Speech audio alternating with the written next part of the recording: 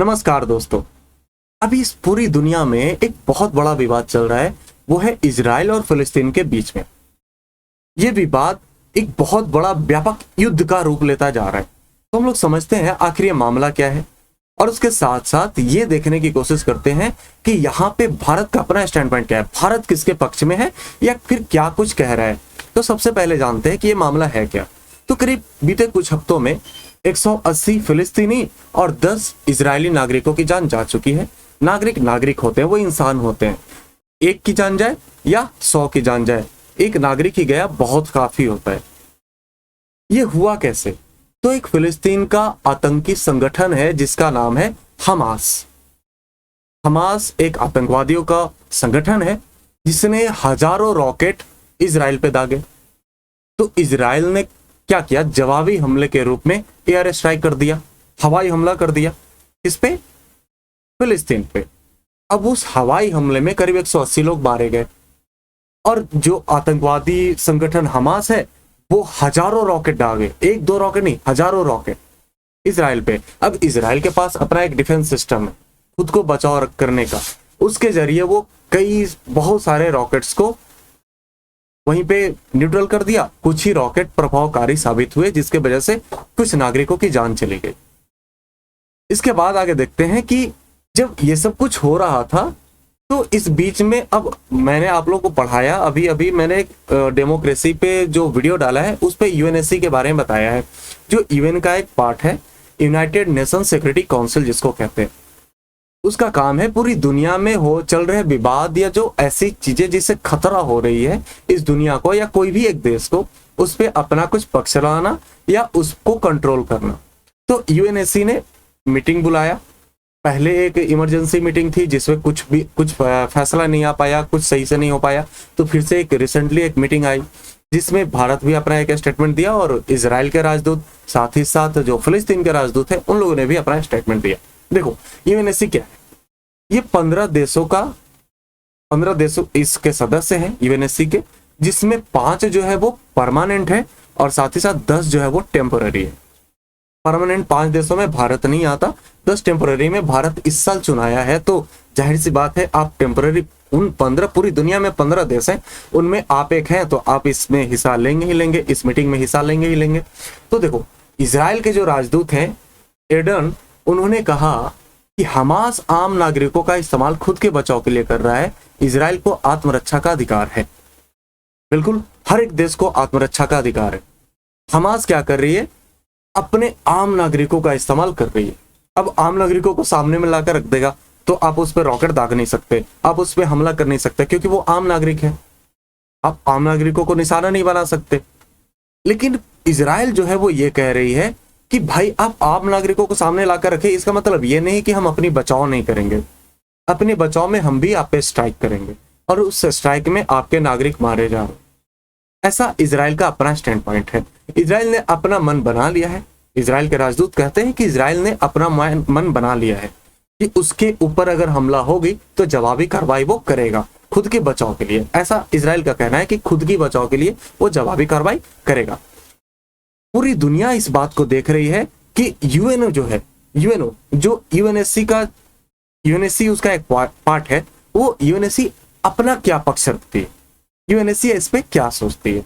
इस पर जो फिलिस्तीनियन एम्बेसडर हैं उन्होंने कहा कि यह विवाद पड़ोसियों के बीच झगड़े का नहीं है। ये जो विवाद चल रहा है ये पड़ोसियों के बीच का झगड़ा का नहीं है। जैसे भारत पाकिस्तान का झगड़ा होते रहता है, भारत चाइना का कभी कभी झगड़ा होता है, तो भारत चाइना का जो झगड़ा है वो पड़ोसियों का झगड़ा नहीं है। भारत चाइना का जिस तरह का झगड़ा है उसी तरह से इजराइल और फिलिस्तीन का झगड़ा है।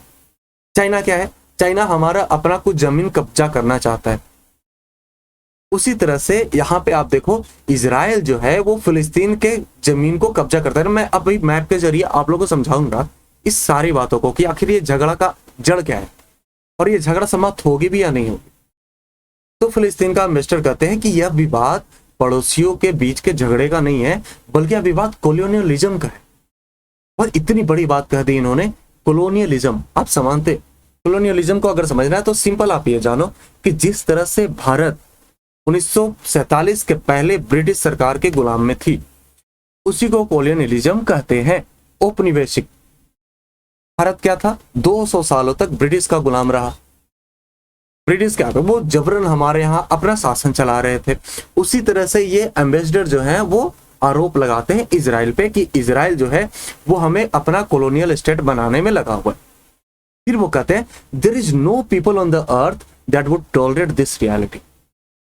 बिल्कुल, अगर ऐसा है तो इस 21वीं शताब्दी में इस पृथ्वी पे कोई ऐसी कोई भी ऐसा पीपल नहीं है, कोई ऐसा आदमी नहीं है जो ये टॉलरेट करे कि हम किसी का कॉलोनियल स्टेट हो, हमारा देश किसी का कॉलोनियल स्टेट हो, किसी का गुलाम हो। ऐसा अभी के समय में तो नहीं हो सकता, पहले था। 1950 के आसपास में देखो बहुत सारे देश अपने आप को आजाद कर लिए, कॉलोनियल स्टेट से अपने आप को एक फ्री स्टेट में तब्दील कर लिए। तो पैलेस्टाइन इन्वेस्टर का कहना सही है कि ऐसे कोई एक भी जनता नहीं है इस पूरी दुनिया में जो ये चाहे कि उसका जो राज्य है, उसका जो देश है वो कॉलोनियल। बिल्कुल सही। इसमें भारत का अपना पक्ष क्या? भारत ने साफ तौर पे ये कहा है कि ऐतिहासिक रूप से भारत ने फिलिस्तीन के मुद्दे का समर्थन किया है। फिलिस्तीन हमेशा से मुद्दा उठाते रहा है। वो मुद्दा फिलिस्तीन का क्या उठ रहा है कि इजराइल जो है वो जबरन हमारे ऊपर क्या कर रहा है, कब्जा कर रहा है।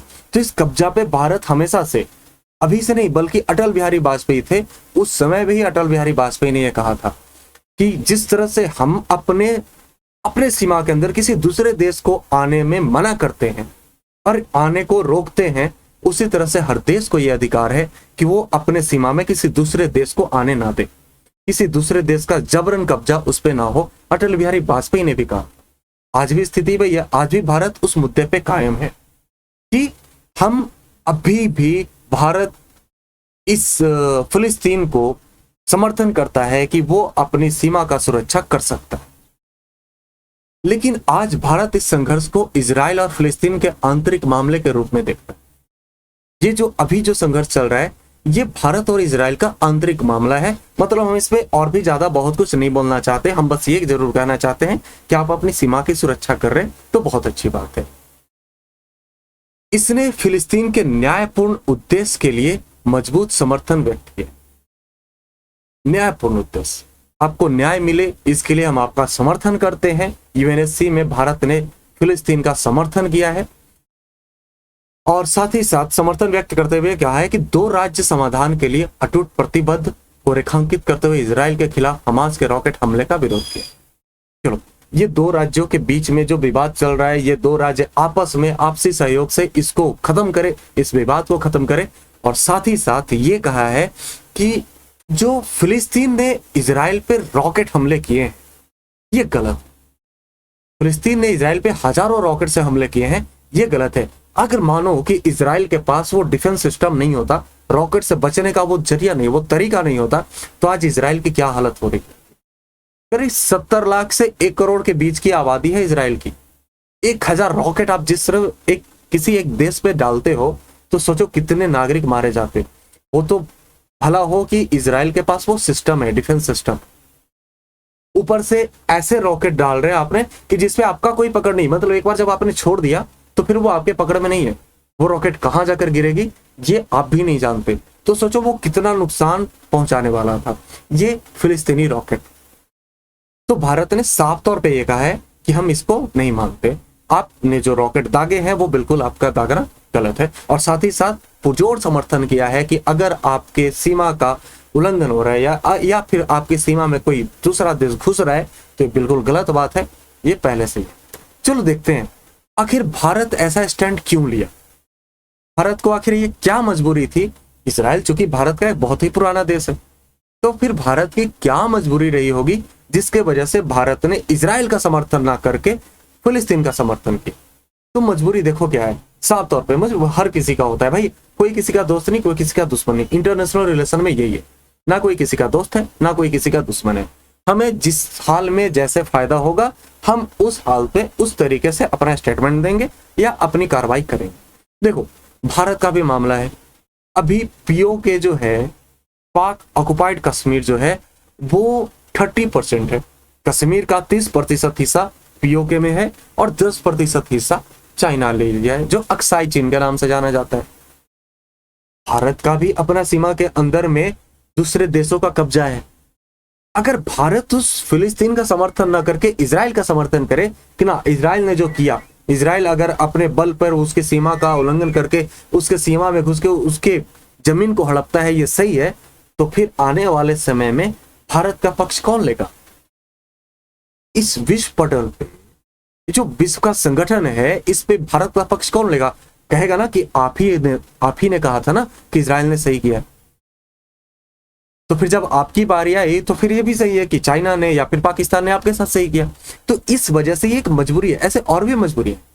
ये एक मजबूरी है भारत को इजराइल का समर्थन ना करके फिलिस्तीन का समर्थन करना, और ये सही है।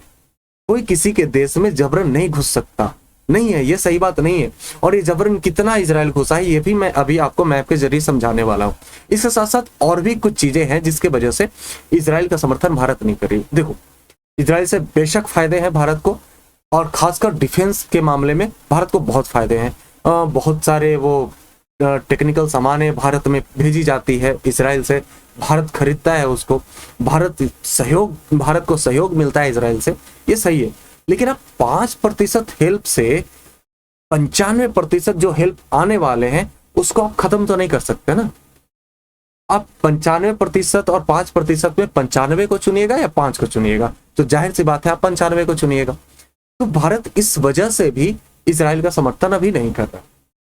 और वो 95% समर्थन क्या है? देखो, भारत को चाहिए यूएन में टेम्पररी से परमानेंट स्थिति। जो 5 वीटो पावर वाले जो देश हैं उसमें एक भारत भी चाहता है कि हमें भी अपना उसका एक अधिकार वीटो का पावर मिल सके, वीटो पावर मिल सके। इसके लिए आपको क्या है? बहुत सारे देशों का समर्थन चाहिए यूएनओ में, बहुत सारे देशों का। अब जब आप अभी इजराइल का समर्थन करके बहुत सारे देशों के साथ आप दुश्मनी लेते हैं तो फिर वो देश कल आपके लिए आपके पक्ष में वोट नहीं देंगे। तो ये स्थिति भी एक पैदा करती है इजराइल को समर्थन ना देने का। दूसरा, अगर आप ऑनेस्टी पे आते हैं तो भारत इस बात को हमेशा से कंडेम करते आ रहा है कि ना हम किसी को अपनी सीमा के अंदर घुसने देंगे, ना हम किसी के सीमा में घुसेंगे। तो जब ये अपने ऊपर लागू होता है तो साथ ही साथ भारत ये भी कहते हैं जब हम इस चीज को अपने ऊपर लागू करते हैं तो इसके साथ साथ पूरी दुनिया पे भी ये लागू होता है, हम पूरी दुनिया में भी इसका समर्थन करते हैं। देखो है क्या, ये मैप है अलग अलग, ये मैप 2 3 4 अलग अलग मैप है। देखो, सबसे पहले जो ब्लू कलर से है वो पूरा का पूरा फिलिस्तीन है, पहला जो मैप है। इस पहले मैप में आप देखो, इस पहले मैप में पूरा का पूरा फिलिस्तीन है। दूसरे मैप में फिलिस्तीन का हालत देख लो कितना है, और यहाँ पे आ जाती है इजराइल।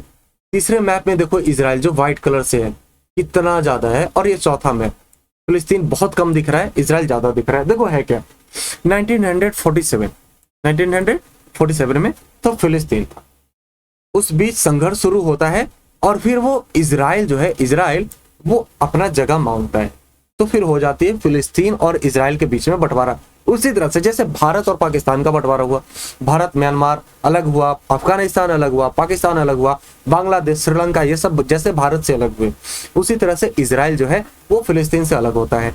और उस बीच बंटवारा होती है, पार्टीशन होता है 1947 में, और वो पार्टीशन में इजराइल को इतना जगह मिलता है। उसमें बहुत सारे जो देश थे वो इजराइल को एक देश नहीं मानते थे।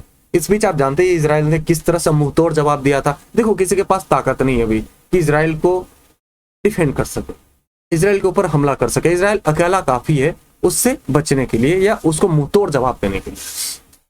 इजराइल ये बात भी जानता है कि भारत हमें सपोर्ट क्यों नहीं कर रहा, क्योंकि आगे उसको जरूरत है, और ये अच्छे तरह से समझता है। देखो, अभी इजराइल के साथ जो स्थिति है, आने वाले समय में भी इजराइल के साथ जो अभी जो दोस्ती है वही आगे भी बनी रहेगी। इजराइल के साथ दोस्ती खत्म नहीं होने वाली, आगे भी रहेगी। फिर देखो क्या है, 1949 से 67 के बीच में ये जो मैप आप देख रहे हैं 3rd नंबर पे, यहाँ पे देखो इजराइल कितना बड़ा एरिया ले लिया और फिलिस्तीन खत्म। यहाँ पे देखो फिलिस्तीन यहाँ पे ब्लू कलर का था, ये देखो ब्लू कलर खत्म हो गया, व्हाइट हो गया, मतलब ये इजराइल का लैंड है। इधर भी देखो सारा का सारा इजराइल है। ये देखो इतना दूर में फिलिस्तीन था ग्रीन कलर का, ये जो एरिया आप देख रहे हैं ये ग्रीन कलर का, ये क्या है, ये पहले फिलिस्तीन का था।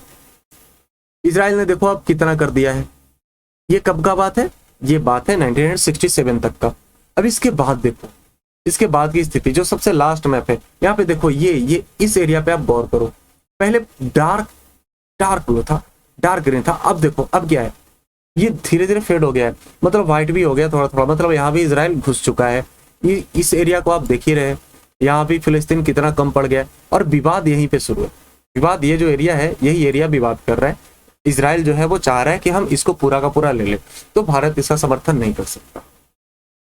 तो ये था पूरा मामला, जिसके वजह से भारत जो है वो क्या किया, अपना एक स्टेटमेंट जारी किया, और भारत ने ऐसा। अब यहाँ लोग अलग अलग अपने अपने तरीके से बोल रहे हैं। कोई कह रहा है कि वी सपोर्ट इजराइल, कोई कह रहा है वी सपोर्ट फिलिस्तीन। हमें किसको सपोर्ट करना है? हमें ना ही हिंदू देखकर ना ही मुस्लिम देखकर सपोर्ट करना है। हम हिंदू हैं, हम देशभक्त हैं, ये कहकर हम इजराइल को सपोर्ट कर दे, कोई मुस्लिम है ये कहकर फिलिस्तीन को सपोर्ट कर दे, ये गलत है। हमें एक देशभक्त के रूप में सोचना है। हमें ऐसा सोचना है कि हम एक देशभक्त हैं, हमें इस देश को किसे सपोर्ट करने में फायदा है। जिसे सपोर्ट करने में फायदा है हम उसे सपोर्ट करेंगे, जिसे सपोर्ट करने में फायदा नहीं है हम उसे सपोर्ट नहीं करेंगे। तो ये पूरा का पूरा मामला था। आई होप आपको पूरी तरह से समझ में आई होगी। चलिए विदा लेते हैं, फिर मिलेंगे ऐसा ही किसी टॉपिक पे। तब तक के लिए आप अपना ख्याल रखते रहे, घर में रहे, सुरक्षित रहे। धन्यवाद।